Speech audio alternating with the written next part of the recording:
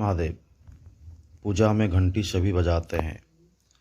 तो घर में जो पूजा करते हैं घंटा बजाते हैं, या मंदिर में भी पूजा करते हैं तो घंटी या घंटा बजाते हैं।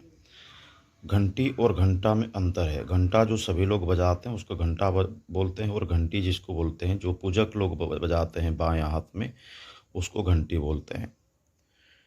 तो कौन से समय में घंटी को बजाना चाहिए?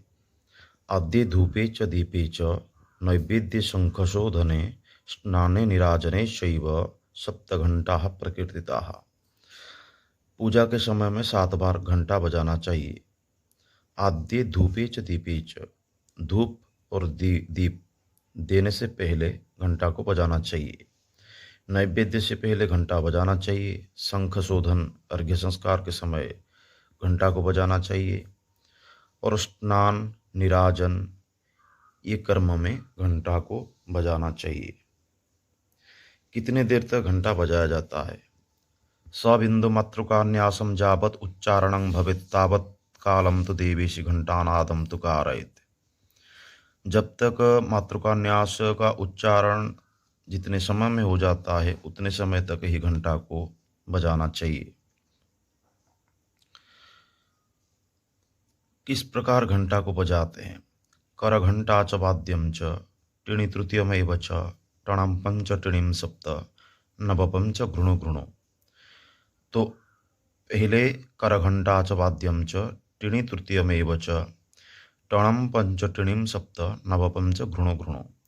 ये घंटा बजाने का जो रहस्य है गुरुमुख से सीखना चाहिए, सम्मुखीकरण होके, और जैसे दिया गया है वैसे ही बजाना चाहिए। इसका वाद्य का प्रकार भेद सीखना चाहिए, ना कि बताने से मालूम पड़ेगा।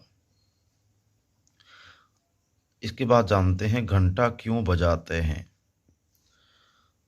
आगमनार्थ तो देवानाम गमनार्थ तो राक्षसाम घंटानादं प्रकुर्वीत तस्माद् घंटां प्रपूजयेत्।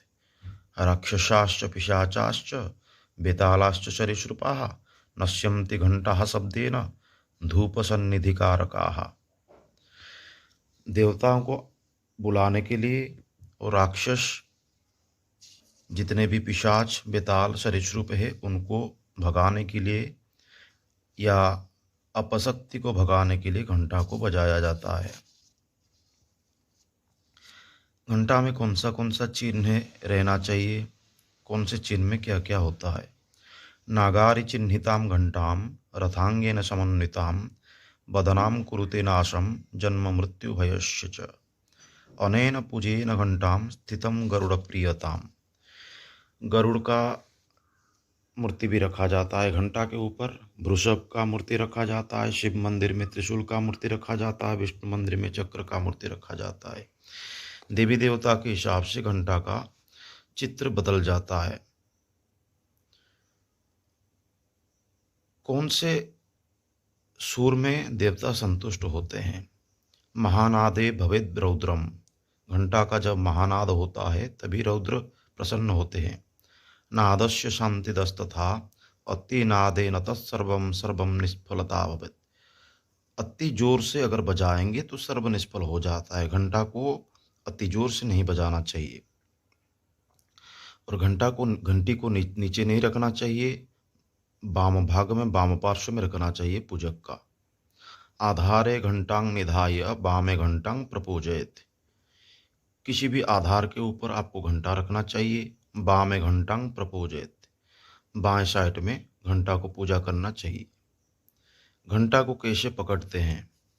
कनिष्ठा अनामिका मध्या घंटाम तो वादयेत् द्विजः। कनिष्ठा अनामिका मध्यमा ये तीनों उंगली में घंटा को पकड़ के यानी कि वादन करना चाहिए। वादयेत् सर्वकार्येषु वृद्धां च तर्जनीं विना वृद्धा तर्जनी संयोगे विफलम घंटा चालनम एवं विचार्य विधिज्ञ पूजायाम घंटाम चालयेत्। अगर आपका वृद्धा और तर्जनी घंटा में लग गया तो आपका पूजा निष्फल है, और वो घंटा आपका पूजा में निष्फल ही डालेगा। घंटा का ऋषि छंद है ओम मस्य श्री घंटा मंत्रस्य धौम्य ऋषि गायत्री छंद ब्रह्ममय शब्दो देवता घंटायाः पूजनेर विनियोगः। ये ऋषिचंद करके घंटा पूजन करना चाहिए। घंटा का मुद्रा जो है, हस्तौ तो विमुखम कृत्वा ग्रथयित्वा कनिष्ठिके मित्थम स्तर्जनिके श्लिष्टे श्लिष्ट अंगुष्ठकौ तथा मध्यमा अनामिका हेतु दो पक्षा विपचालयत। घंटा का मुद्रा का प्रक्रिया करने के अलग है, मैं दूसरा वीडियो में बताऊंगा, दिखाना पड़ेगा। तो घंटा का जो मंत्र है, ओम होम जगत घंटात्मने नमः, ओम गजध्वनि मंत्र माता स्वा। इस मंत्र से घंटा को पूजा करेंगे। चंदन गंध पुष्प सभी देने के बाद घंटा को पूजा करना चाहिए। तो अगले वीडियो में बताऊंगा घंटा का मुद्रा के बारे में, और घंटा में कौन सा चिन्ह है जो जिसको सिंबल बोलते हैं, कितने में कितने जो पीतल आता है, कितने भाग आता है, और कितने में ही बनाते हैं, और कौन सा उसमें जो सिंबल रहता है, चिन्ह रहता है, और कैसे घंटा को तैयार किया जाता है। घंटा तो हम लोग नहीं तैयार करते हैं, घंटा जो पीतल का कारीगर है वो तैयार करते हैं, मगर कितने पल में होना चाहिए उसको उसका ज्ञान रखना चाहिए। तो घंटा के बारे में आज विस्तृत विवरण हुआ। महादेव।